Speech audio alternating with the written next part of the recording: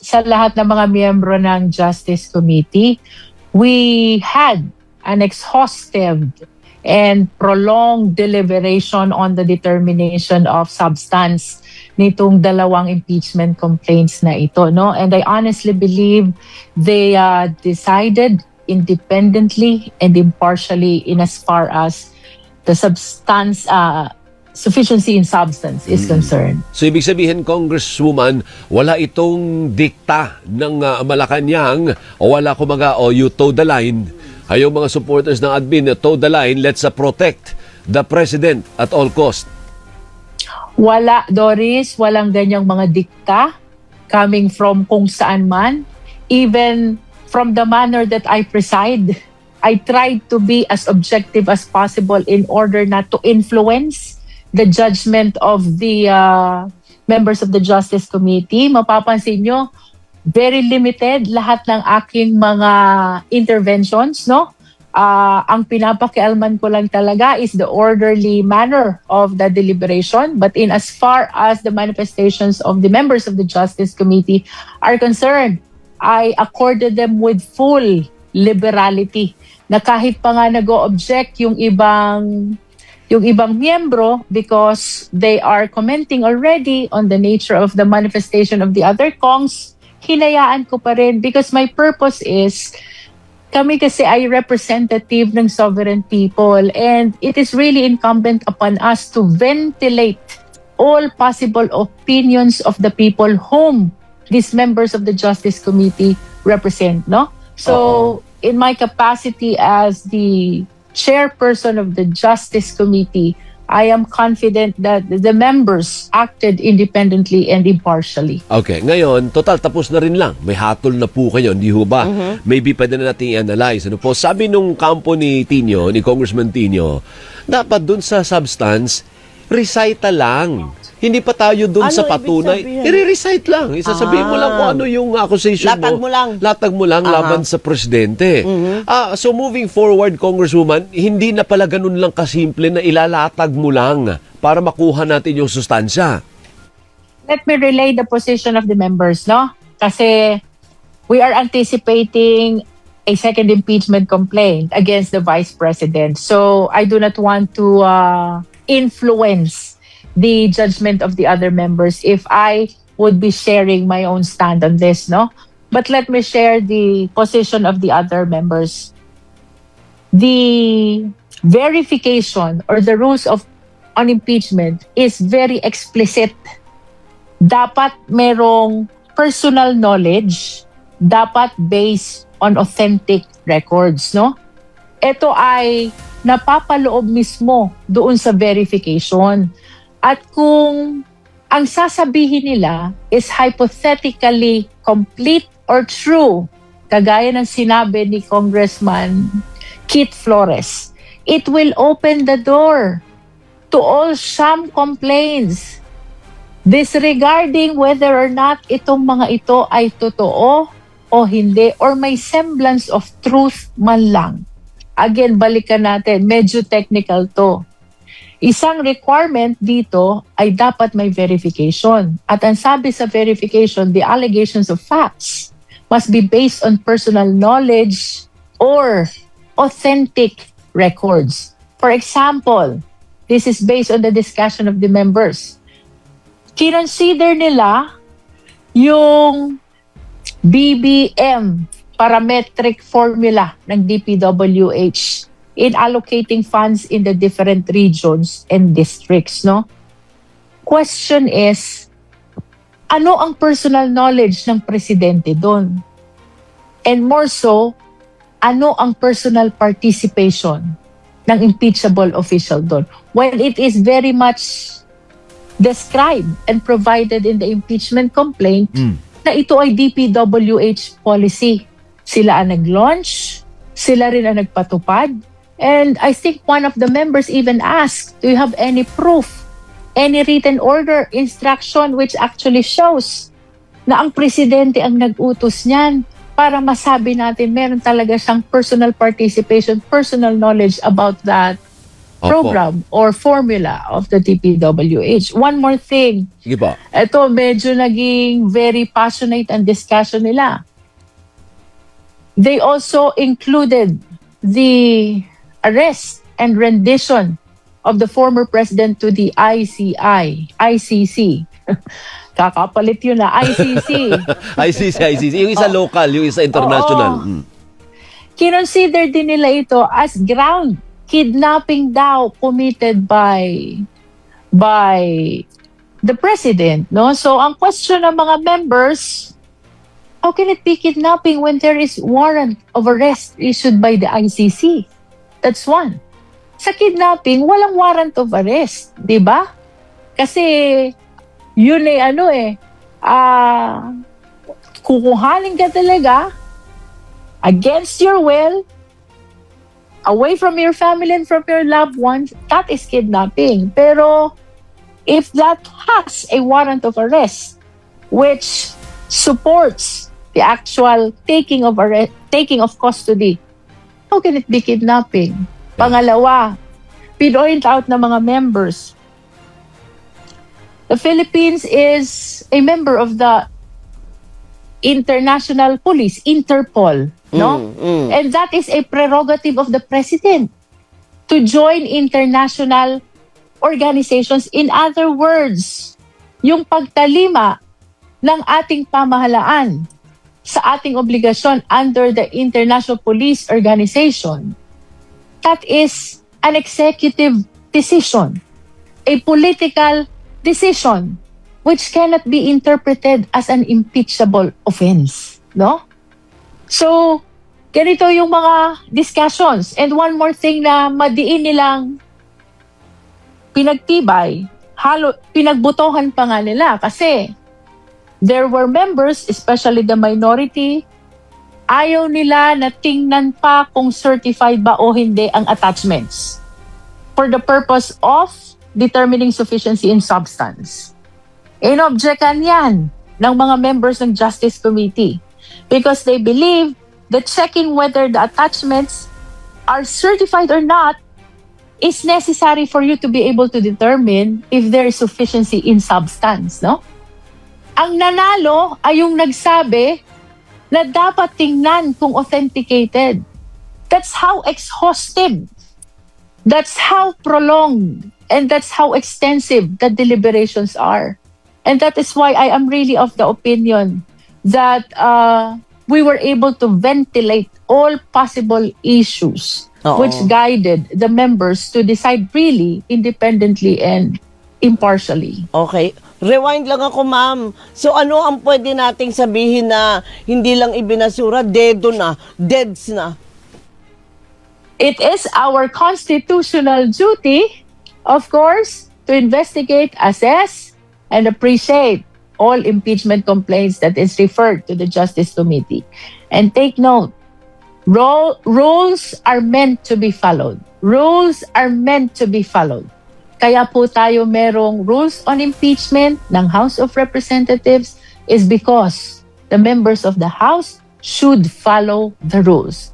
And we followed all the rules of the House of Representatives, including those incorporated in the Philippine Constitution. Ayun, So tama okay. naman, okay lang, pagbibigyan natin yan. Pero ang tanong ngayon, magiging ganun din ba kayo ka-istrikto sa impeachment complaint naman laban sa kay Vice President Sara Duterte? Kasi yun ang sabihin sa inyo, pag kay Marcos, ang sigpit-igpit ninyo. Ang higpit, ang istrikto ninyo. Pero baka pagdating naman kay Sara Duterte naman, lusot yan, pasok yan. Kasi Pabebe na naman. kasi kalaban ng mayorya sa inyo, Congresswoman. Definitely, Alvin and Doris, no? Kung anong nakita nyo doon sa determination of form and substance ng mga impeachment complaints laban kay PBBM, it will be the same standard, the same manner, the same procedure that we will be adopting if or when these impeachment complaints against the Vice President are referred to the Justice Committee. Okay. So Okay. ngayon doon sa personal knowledge lang na inaano kasi dapat pala pag ikaw ay sponsor o ikaw yung nag-file ng complaint, dapat ikaw mo meron kang personal knowledge doon sa ina-allege mo, tama no?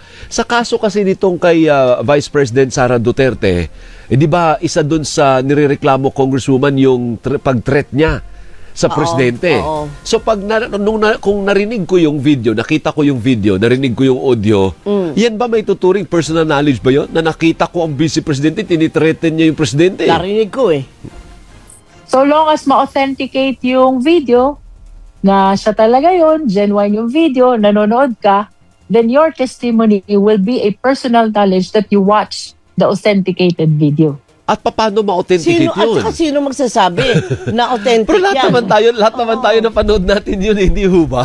Oo nga. I think during that time pina-authenticate na yan sa NBI. Immediately after that video was seen in the whole world, nakita ko sa news na it underwent the process of authentication with the National Bureau of Investigation already. I just don't know about the result. Opo. So yan example lang po. Hindi namin sinasabi na sufficient in form and substance na agad yung complaint against the Vice President. Ang sinasabi lang namin, ang ibig sabihin ng personal knowledge, yan pala yan. Ganyan ang example nun, Congresswoman. That is correct. Parang misplaced yung aking explanation kanina kasi I was talking about the personal knowledge of the president, which is necessary as well.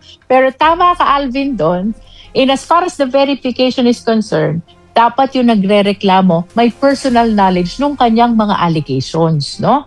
Dapat, kung ako ang complainant, personal kong nasaksihan yung mga sinasabi ko doon sa reklamo. Kaya nga, for example, sabi nung nilagay sa allegation, adik ang Pangulo. O, paano yung personal knowledge mo? Nakita mo ba siyang humihit-hit? Nakita mo ba siyang... Parang ganon, hindi ho ba? So pag hindi mo nakita, ay hindi personal knowledge yun, Congresswoman. Hearsay lang yun. Did you see the comment of Congresswoman Laila De Lima? Nag-trending yung sinabi niya, just because Senator Amy said so? Because ang requirement nga, dapat personal niyang nakita. No?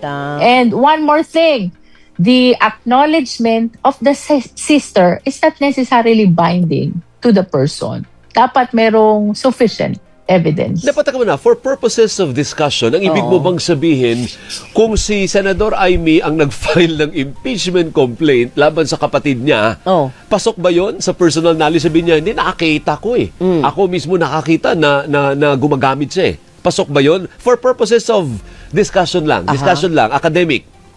I believe so. Kasi may personal knowledge na kung nakita niya talaga. But I wish to make reservation on one more discussion, ha? Not all offenses constitute impeachable offense, no? Hindi porket nagdra-drugs ka, ay impeachable ground na yan. Hindi porket may traffic violation ka, impeachable ground yan. Hindi porket meron kang infraction, impeachable ground yan. It should be gross that it should strike at the very integrity of your office. Pero hindi ba sakop na yun sa betrayal of public trust? Kasi parang blanket yung betrayal of public trust. Anything that erodes the trust para sa iyo ay pwedeng pasok? It depends really. Kasi kung mapapansin mo dun sa kanilang complaint, although I don't remember the exact wordings, but it's like they're saying na the alleged drug addiction is affecting already the judgment of the respondent as the leader of the country. Something like that, no? So, yun yung sinasabi kong it should be gross and grave enough to strike at the very integrity of the office, no? Opo. Pero pagka sinabi rin po, kagaya yun sa kaso ni Senador Amy, nakita ko eh. Meron akong personal knowledge eh. Ano ang pruweba mo? Na nakita mo nga, bakit hindi mo ko pakitaan? Kailan yan? Anong oras yan? Saan nangyari yan? Di Parang po ganun ba? nga yun. Yung sinasabi mo, Doris, kailan, saan, anong petsa, sinong kasama, anong nangyayari, anong insidente. Yun yung tinatawag natin ultimate facts. At yun yung requirement ng rules. Pag sinabi natin ultimate facts, it pertains to essential facts which when true and complete will constitute the offense ground for impeachment. Ayun. No? So, Okay. pwede palang ano. Oo. Ngayon, Narinig nyo siguro during the deliberation, the Kongs were asking, what, when, where, how? Correct. Ay, parang journalist The din. circumstances Oo, tama. surrounding. Yeah. Yun yung tinatawag namin sa batas na ultimate facts. It must provide the details, the specifics, to be able to substantiate the required sufficiency in substance. Okay, sige. We have 2 minutes left, Congresswoman. Okay. Let's talk about timelines. Ano? So, kailan po diringgin yung complaint or impeachment complaint laban sa pangalawang Pangulo? Kasi marami-rami din. Ilan ba silang nakapag-file kay VP? Dalawa din ba? The only information I have ay may dalawang Dalawa rin. dalawang ni-receive si si SecGen. Other than that, wala pa akong ibang alam. So, dalawa rin, kagaya nung kay Presidente, dalawa rin. So, parang ganun din siguro magiging ruta nito. Ano po? Paano ba yung kailan magsisimula at ano ang mga steps next na gagawin ng Committee on Justice? Well, apparently these are filed under the first mode. So tama ka doon, Alvin, similar kay PBBM ito, no? So the Office of the Secretary General again is bound to transmit it to the Speaker immediately, quote unquote, and then from the Speaker to the plenary 10 session days, and then from the plenary to the Justice Committee 3 session days. Apo, so kailan magsisimula, ma'am? Well, it should have started already kasi na-receive na siya ni SecGen, no? So dapat mag-transmit na siya immediately, no? But I cannot speak for the Secretary General, neither can I speak for the Speaker and the plenary. Yung hearing po, yung kagaya nung ginawa natin sa complaint, di ba, dinetermine natin yung sufficiency in form, sufficiency in substance. Kailan mangyayari yan dun sa complaints Well, against the Vice? The list I can say, Alvin, is as soon as ma-transmit or ma-refer sa Justice Committee, we will immediately set the hearing dates to determine the sufficiency in form and substance of these 2 impeachment complaints, if ever they will be referred both, no? Sufficiency in form and substance of these 2 impeachment So wala pa. complaints. Wala pa. Kasi Wala may pa eh. narinig ko, may sinabi ka kahapon, sabi mo, babalik yung inyong committee sa Feb 9 ba? Did you say Kasi Feb 9? So iba yun, hindi I yun was- sa VP. Oo. I was referring to the impeachment process of PBBM. Kasi okay. sa Monday, February 9, that will be continuation of our hearing before the Justice Committee, the purpose of which is to come up with a committee report, to approve the committee report, and after that, we will be transmitting that to the plenary. Okay. Because that is subject to the approval of at least 1/3 of all the members of the House of Representatives. Ayun. So that clears it. Akala ko, tinutukoy mo, pagbalik kay VP na. So hindi pa po pala, wala pang schedule sa impeachment laban sa Vice President. Go ahead, partner. Eh di, aabot po doon sa di ba magbabakasyon ulit? Magbabakasyon. Hindi ko pa na-check kung kailan yung yung recess namin Yun na ulit. eh. Kasi, alam mo kasi, this recess naman, in all fairness sa mga members ng House, these are very significant to us kasi this is our opportunity to check our constituents and our respective districts, no? Swerte ko nga, taga Batangas lang ako. In a matter of 2 hours, nandun na ako sa amin. Oh. So, I can do parallel action actually. Habang may trabaho ako sa Congress, I can take advantage of Saturday and Sunday, watch over my district, no? Pero pwede paano ba naman pwedeng mag-hearing habang naka-break o hindi yun pwedeng gawin?